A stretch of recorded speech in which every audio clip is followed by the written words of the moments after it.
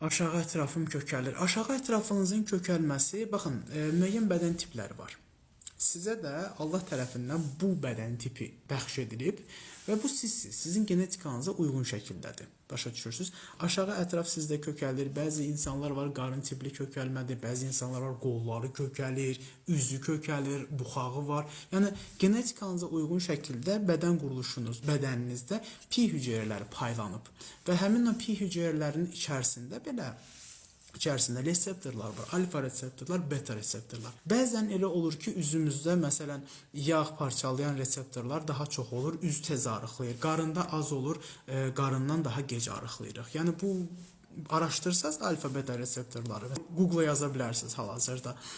Yağların yağ hüceyrələrində alfa beta reseptorlar, orada hər bir məlumatı əldə edə bilərsiniz yəni. Və bəzi insanlarda genetikasına uyğun şəkildə fərqli paylandığı üçün bu reseptorlar, bəziləri deyir mənim ayaqlarım gec arıqlayır, üzüm tez arıqlayır, qarnım gec arıqlayır.